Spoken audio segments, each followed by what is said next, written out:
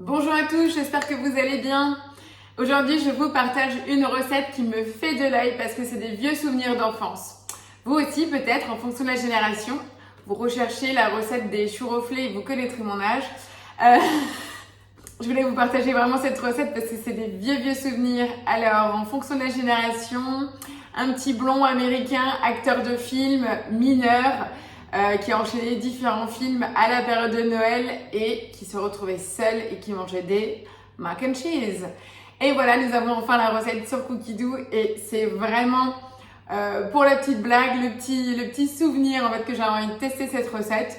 En même temps, avec les journées grises et pluvieuses que nous avons en ce moment, eh ben, on peut encore se réconforter avec des pâtes avec une sauce au fromage.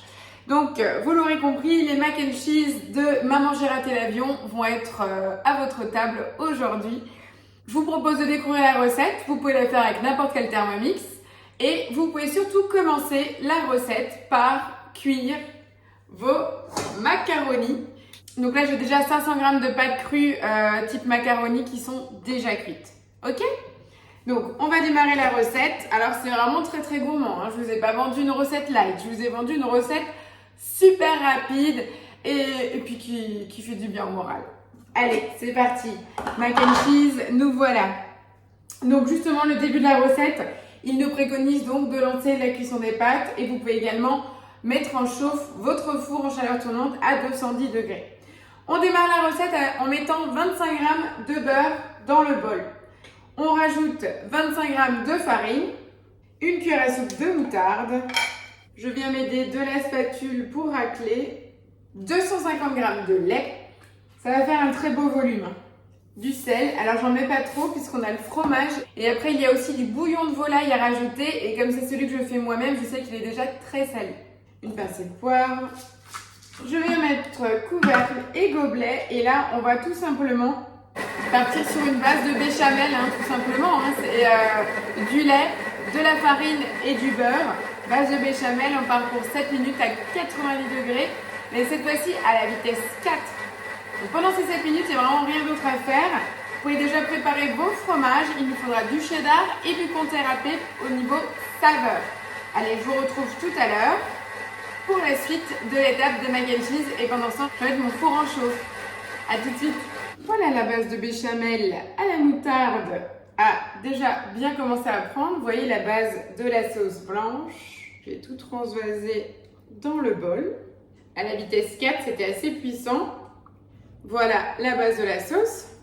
Donc là, on nous demande de mettre en cuisson les pâtes. C'est déjà fait. On demande de rajouter 250 g de bouillon de volaille. Donc comme vous le savez, je fais le mien maison. Donc la pâte là. J'ai mis dans mon gobelet doseur 250 g d'eau que j'ai vite chauffé un petit peu au micro-ondes pour pouvoir diluer en fait ma cuillère à soupe de bouillon de volaille. Donc j'ai mis une bonne cuillerée. J'ai mis dedans et j'ai vraiment touillé et ça me permet d'avoir le bouillon de volaille réhydraté. Voilà, je viens remettre le couvercle avec le gobelet. On repart pour un petit temps de mélange. Donc 30 secondes à la vitesse 4. Là, ça devient intéressant. On va rajouter 300 g de cheddar râpé. C'est vraiment gourmand, 250 g de comté. Bonne dose de fromage. On remet le couvercle avec le gobelet doseur. Et je viens tout simplement chauffer le tout pendant 3 minutes seulement à 90 degrés, vitesse 2. Regardez cette magnifique sauce. On a un énorme volume. On va se régaler. Ah ouais, niveau aromatique, je viens rajouter les pâtes.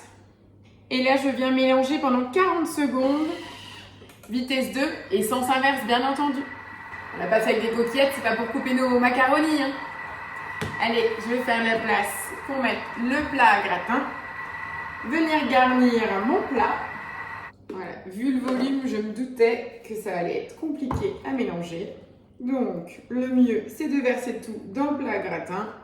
Ah ouais, ça fait des filaments de fromage, quoi, tellement qu'il y en a. Bon, j'espère que vous n'avez pas commencé encore le challenge du Summer Body parce que ça va pas être pour tout de suite avec ce plat.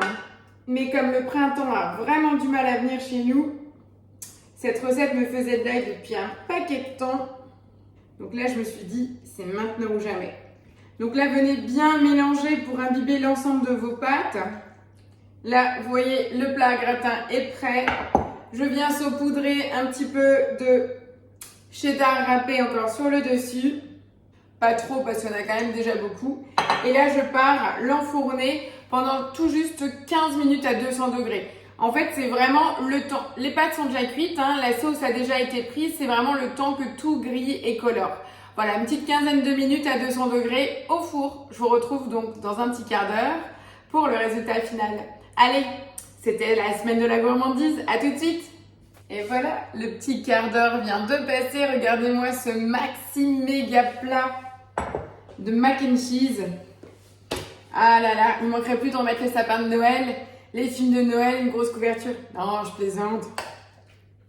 En direct, les mac and cheese. Ah ouais, là on voit tous les fils de fromage. C'est généreux, hein, tout ça. Allez, je goûte.